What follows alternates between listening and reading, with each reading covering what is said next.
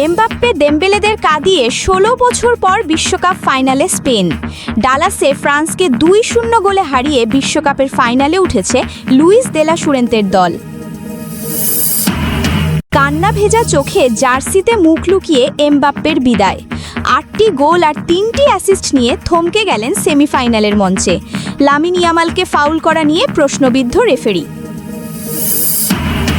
আজ রাতে ইংলিশ পরীক্ষায় নামবেন লিওনেল মেসি। ইংল্যান্ডকে হারাতে চূড়ান্ত হয়েছে আর্জেন্টিনার পরিকল্পনা। ঘুরে ফিরে আলোচনায় ফকল্যান্ড যুদ্ধ। নিরাপত্তা নিয়ে ছাড় দিতে চায় না আর্জেন্টিনা সরকার। আর্জেন্টিনা ইংল্যান্ড টিকিটের মূল্য আকাশচুম্বী। ১৩ লাখ টাকায় বিক্রি হচ্ছে টিকিট। মেসির প্রিয় রেফারি বলে ইংলিশ মিডিয়ায় তোলপাড়। এবং বিশ্বকাপ ফাইনালের বিরতিতে জমকালো হাফ টাইম শো। মঞ্চ মাতাবেন জাস্টিন বিবার, ম্যাডোনা, শাকিরা এবং দক্ষিণ কোরিয়ার জনপ্রিয় ব্যান্ড বিটিএস। শুরুতে বিশ্বকাপের খবর।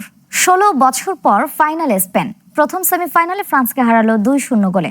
স্প্যানিশদের হয়ে গোল করেছেন মিকেল ওয়ারসাবাল ও পেদ্রো পোরো। সিঙ্গেল এলিমিনেশন ম্যাচে এমবাপ্পের বিপক্ষে নিজের অপরাজিত থাকার রেকর্ডও ধরে রাখলেন স্প্যানিশ তারকা। এ ম্যাচ দিয়ে দীর্ঘ ১৪ বছরের ফরাসি অধ্যায় শেষ করলেন কোচ দিদিয়ের দেশমস। আসরে ৮ গোল নিয়ে থামলেন এমবাপ্পে। ম্যাচের আগে স্পেন নিজেদের নিয়ে যতটা নিশ্চিন্ত ছিল, মাঠেও ঠিক ততটাই দেখালো। তাড়াহুড়ো করেনি, ছন্দ হারায়নি, সুযোগ এলে তা হাতছাড়াও করেনি। সেই ফুটবলেই ডালাসে ফ্রান্সকে ২-০ গোলে হারিয়ে ১৬ বছর পর আবার বিশ্বকাপের ফাইনালে উঠেছে লুইস দে লা ফুয়েন্তের দল। ফাইনালের আগে ফাইনাল ধরা হলেও মাঠের লড়াইয়ে স্পেনের কাছে ফ্রান্স একেবারেই বোতলবন্দি হয়ে পড়ে। টানা তৃতীয়বার ফাইনাল খেলার স্বপ্নটা তাই স্বপ্নই থেকে গেল। স্প্যানিশরা প্রথম সুযোগটা আদায় করে নেয় ২০ মিনিটে। বল ক্লিয়ার করতে গিয়ে নিজের পেছনে থাকা লামিনে ইয়ামালকে বক্সের ভেতর অজান্তে লাথি মেরে বসেন লুকা দি নিয়ে। রেফারি পেনাল্টির বাঁশি বাজান। ভিএআরও সিদ্ধান্ত বদলায়নি। ২২ মিনিটে স্পট কিক থেকে গোল করতে ভুল করেননি মিকেল ওয়ারসাবাল। বিশ্বকাপে এটি ছিল তার পঞ্চম গোল। প্রথমার্ধের পরিসংখ্যানও বলছিল ম্যাচটা স্পেনের নিয়ন্ত্রণে। ফ্রান্স ২টি শট নিলেও এমবাপ্পে প্রতিপক্ষের বক্সে বল ছুঁয়েছেন মাত্র একবার, অথচ অফসাইড হয়েছেন দুবার। লাপোর্তে কুবার্সির সেন্টার ব্যাক জুটি তাকে প্রায় পুরো ম্যাচেই বিচ্ছিন্ন রাখতে সফল হয়। দ্বিতীয়ার্ধে দিদিয়ের দেশাম একের পর এক বদলি নামান। কোনে, দেজিরে দুয়ে, রায়ান শেরকি, থিও আর্নান্ডেজ একজনের পর একজন মাঠে নামলেও বদলায়নি ম্যাচের গতি, বরং ৫৮ মিনিটে ব্যবধান দ্বিগুণ করে স্পেন। দ্রুত আক্রমণে অলমোর সঙ্গে 1-2 পাস খেলে বক্সে ঢুকে ডান পায়ের শটে গোল করেন পেদ্রো পোরো। বিশ্বকাপে এটি তার দ্বিতীয় গোল। ফার্নান্দো হিয়েরোর পর স্পেনের দ্বিতীয় ডিফেন্ডার হিসাবে এক বিশ্বকাপে একাধিক গোল করার কীর্তিও গড়েন তিনি। ২ গোলে এগিয়ে যাওয়ার পর স্পেন আর অযথা ঝুঁকি নেয়নি। বলের দখল ধরে রেখে সময় গড়িয়েছে। ইয়ামাল একবার বল জালে পাঠিয়েছিলেন, কিন্তু অফসাইডে গোলটি বাতিল হয়। শেষ বাঁশি বাজার সঙ্গে সঙ্গেই ডালাসের গ্যালারি লাল হলুদ উৎসবে মেতে ওঠে। ২০১০ সালের পর আবার বিশ্বকাপ জয়ের স্বপ্ন থেকে এখন মাত্র এক ধাপ দূরে স্পেন। তানজিলা নুসরাত, খেলার খবর।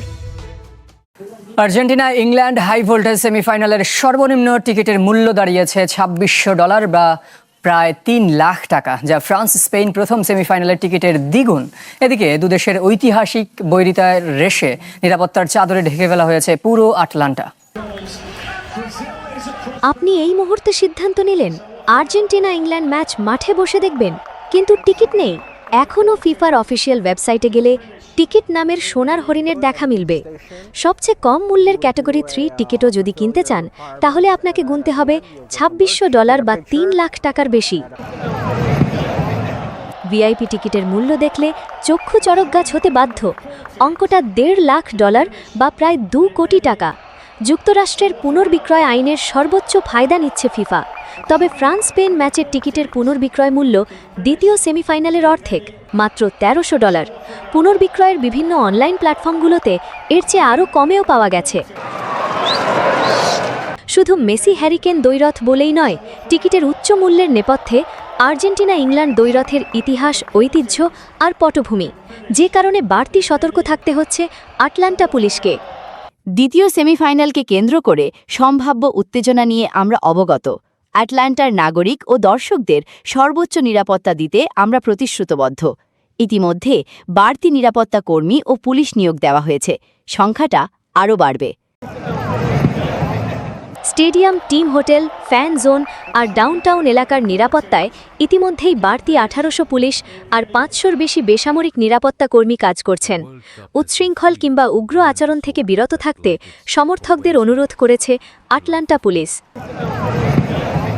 নতুন পুনর্বিক্রয় ব্যবস্থা স্টেডিয়ামগুলো দর্শকে পূর্ণ রাখতে সহায়তা করলেও আকাশ ছোঁয়া টিকিটের দাম সাধারণ ফুটবল প্রেমীদের জন্য বিশ্বকাপের বড় ম্যাচগুলো মাঠে বসে উপভোগ করাকে আগের চেয়ে অনেক বেশি কঠিন করে তুলেছে। জান্নাতুল ইসলাম মৌ, খেলার খবর।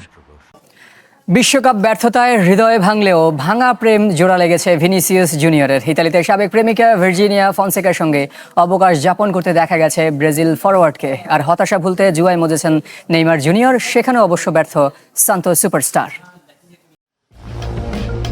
বিশ্বকাপ থেকে ছিটকে গেছে ব্রাজিল, তাই জাতীয় দল কিংবা ক্লাব ফুটবলে আপাতত ব্যস্ততা নেই। তাহলে অখণ্ড অবসরে কি করছেন ফুটবলাররা, তা নিয়ে ভক্তদের আগ্রহ অনেক। শেষ 16ই হেরের হৃদয় ভাঙলেও ভাঙা প্রেম জোড়া লেগেছে ভিনিসিয়াস জুনিয়রের।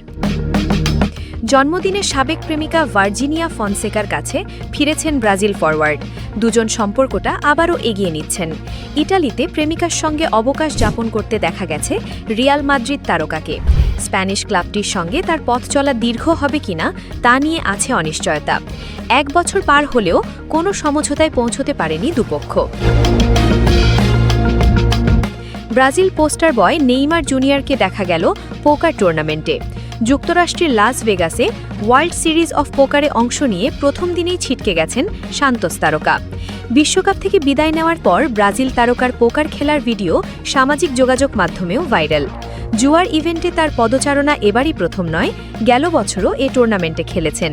অনলাইনেও পোকার খেলার অভিজ্ঞতা আছে নেইমারের। বিশ্বকাপ থেকে বিদায় নেওয়ার 1 সপ্তাহ পেরোলেও হতাশা ভুলতে পারেননি গ্যাব্রিয়েল মাগালায়েস। মঙ্গলবার সামাজিক যোগাযোগ মাধ্যমে স্ট্যাটাস দিয়েছেন।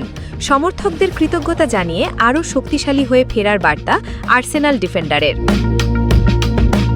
চলতি বিশ্বকাপে 2টি ম্যাচে বদল খেলোয়াড় হিসাবে মাঠে নামেন নেইমার এবং নরওয়ের বিপক্ষে শেষ মুহূর্তে পেনাল্টি থেকে একটি গোলও করেন। তবে শেষ রক্ষা হয়নি, আর সেই ম্যাচটি এখন তার বর্ণাঢ্য আন্তর্জাতিক ক্যারিয়ারের শেষ ম্যাচ হয়ে রইল।